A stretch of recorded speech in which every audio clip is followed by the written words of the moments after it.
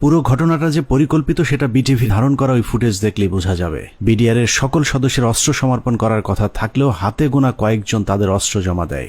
ছোট একটি টেবিলের উপর যখন বিডিআর সদস্যরা অস্ত্র জমা দিচ্ছিল, ঠিক একই সময়ে অন্য বিডিআর সদস্যরা অস্ত্র হাতে নিয়ে বীরের মতো পাশে হাঁটাহাঁটি করছিলেন। ঘটনার এখানেই শেষ নয়। অস্ত্র সমর্পণের নাটক শেষে যারা অস্ত্র জমা দিয়েছিলেন তারাই আবার জমা দেয়া অস্ত্রগুলো হাতে তুলে নিচ্ছিলেন। বিটিভির ক্যামেরাম্যান হয়তো ভুলক্রমে নাটকের বাইরের ওই দৃশ্য ধারণ করে ফেলেছিলেন। 25 তারিখ রাত যতই গভীর হয়েছে, সরকারের ষড়যন্ত্র ততই দিনের মতো পরিষ্কার হতে থাকে।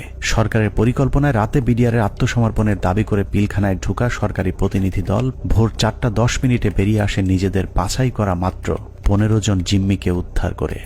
এরপর নাটক শেষে পরদিন সকাল শুরু হয় আরেক নাটকের মধ্য দিয়ে। 26 তারিখ সকাল 9টায় কৃষিমন্ত্রী মতিয়া চৌধুরী, জাহাঙ্গীর কবির নানক, জাতীয় পার্টির চেয়ারম্যান হোসেন মোহাম্মদ এরশাদ, আইন প্রতিমন্ত্রী কামরুল ইসলাম এবং ব্যারিস্টার তাপস আবারও পিলখানার 4 নম্বর গেটে উপস্থিত হন।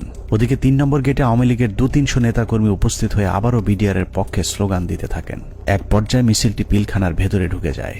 তবে ভেতরে যে কজন ঢুকেছিলেন তার চেয়ে কয়েক গুণ বেশি লোকজন নিয়ে পিলখানা থেকে কিছুক্ষণ পরে বেরিয়ে আসে আওয়ামী লীগের ওই মিছিলটি। 27 তারিখ তো 26 তারিখে একটা মাইক্রোবাসে করে বাইরের যে লোকেরা ভেতরে ঢুকেছিল তারা বের হয়ে যায়। 26 তারিখ দুপুর 2:30 12 সদস্যের মহাজোট মধ্যস্থকারী কমিটি গঠন করা হয়। আওয়ামী লীগ নেতা আব্দুল জলিলের নেতৃত্বে এই কমিটি আবারও হোটেল আম্বালাইনে বিডিআর এর সাথে লোক দেখানো বৈঠক করেন। বৈঠক শেষে স্বরাষ্ট্রমন্ত্রী সাহারা খাতুন, জাহাঙ্গীর কবির নানক এবং মির্জা আজম আবারও 4 নম্বর গেট দিয়ে পিলখানায় প্রবেশ করেন। বিকেল 5টায় শেষবারের মতো আবারও ঘোষণা দেওয়া হয় বিডিআর অস্ত্র সমর্পণ করবে।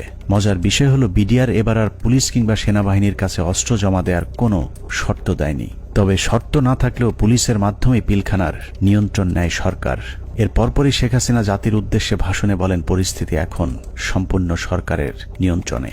নানা ধরনের গুজব ছড়িয়ে পরিস্থিতিকে ঘোলাটে করার চেষ্টাও মহল বিশেষ করছে, সে বিষয়েও সকলকে সজাগ থাকার আমি অনুরোধ জানাই।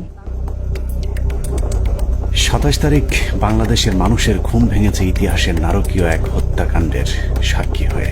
শোকে বিহ্বল জাতির মেধাবী 57 কর্মকর্তার ক্ষত বিক্ষত এক একটি মরদেহ যেন গোটা জাতিকে দুমড়ে মুচড়ে শোকে স্তব্ধ করে দিয়েছিল।